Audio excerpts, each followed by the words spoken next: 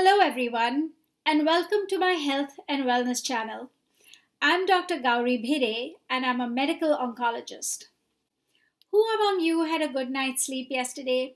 If you did, lucky you. It is such a good feeling when you can get up with a good night's rest. Both my husband and I struggle periodically with sleep issues, and how did you sleep is part of our good morning routine. When I was doing my residency, we worked 36-hour shifts in rotation. I certainly felt sluggish after a bad night. At some point, the powers that be realized that having sleep deprived residents was not safe, and shift rules changed. 36-hour shifts have been eliminated. Most people don't function well with getting less than 7 hours sleep. While I'm not a sleep specialist, complaints about sleeping is a common problem with my cancer patients. Now, they have many other conditions which can contribute to poor sleep: pain, multiple medications, anxiety, among many others, and we have to address those to improve their sleep habits.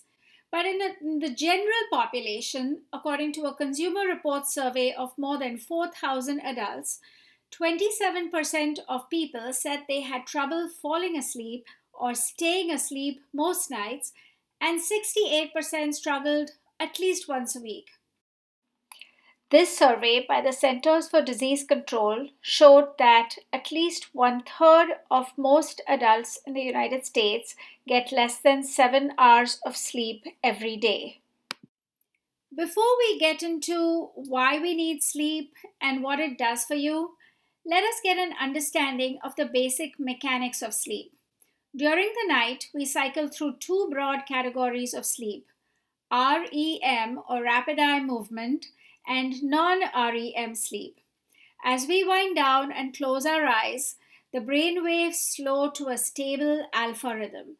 This is a bridge between the awake state and the sleep state. From this drowsy state, we enter the sleep state through non REM sleep. We start with the N1 stage, which is the lightest of all sleeps. If you are awakened during this phase, you have the feeling that you almost never slept at all. The next stage, or N2, is characterized by specific wave patterns on the EEG. It is the largest percentage of sleep time as we enter middle age, and it is the phase that is prolonged by the use of benzodiazepine medications. N3 is the deep sleep or slow wave sleep. It occurs in the first half of the night, and it is more difficult to wake people up during the N3 phase than it is in the N1 or the N2 phases. REM sleep is also called stage R. As its name suggests, it is defined by rapid eye movements. An EMG or electromyography shows complete inactivity of all voluntary muscles except the eye muscles. REM sleep is also associated with vivid dreaming. It is hypothesized that REM sleep is the time of memory consolidation. Less important neural connections are cleaned up. We cycle through REM and non REM sleep multiple times in the night. A single cycle lasts for 90 to 120 minutes. As the cycles progress in the night, the percentage of REM sleep increases and N3 or the deep sleep decreases. When we talk about sleep physiology, we also have to talk about the circadian rhythm. This is an intrinsic timekeeping system that modulates many physiological systems. There are daily rhythms in core body temperatures, cortisol, and appetite. The circadian system actively drives wakefulness during the habitual waking day, and there is a pressure to sleep that accumulates during the day, and the circadian rhythm helps offset it.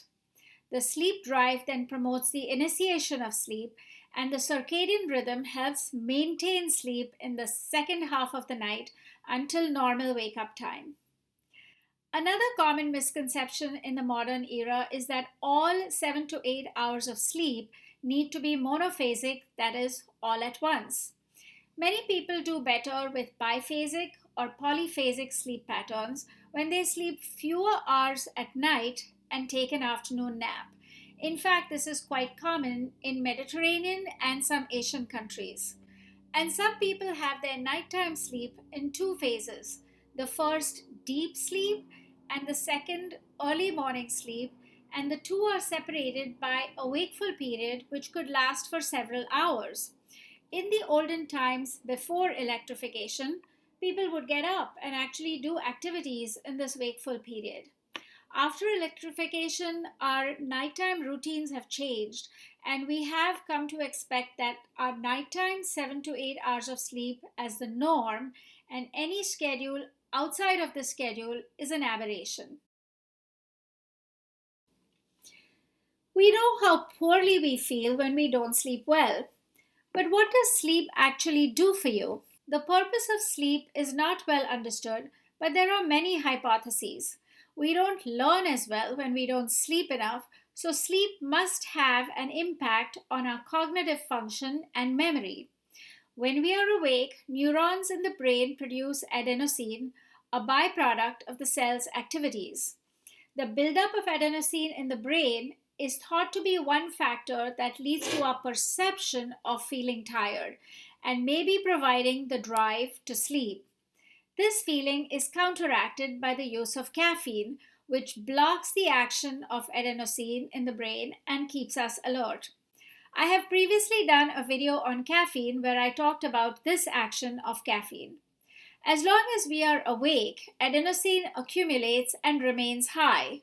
During sleep, the body has a chance to clear the adenosine from the system, and as a result, we can feel more alert when we wake up. Non-REM sleep may impact learning by returning saturated learning circuits in the brain back to baseline. This phenomenon is called brain plasticity and is not well understood, but the changes in the brain organization during sleep is important for learning. Newborns sleep a lot, as we know, and a major fraction is in REM sleep. You can actually see the rapid eye movements when they sleep. It's rather fun. Researchers believe that the dreaming that occurs in the REM phase is important in brain development. Another purpose of sleep is thought to be an opportunity for the body to repair itself.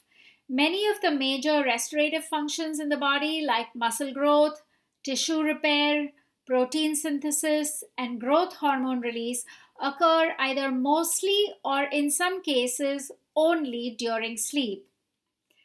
Now that we've briefly reviewed the anatomy of sleep, in the next video we will dive into the issues of why we are sleeping less and what we can do about it.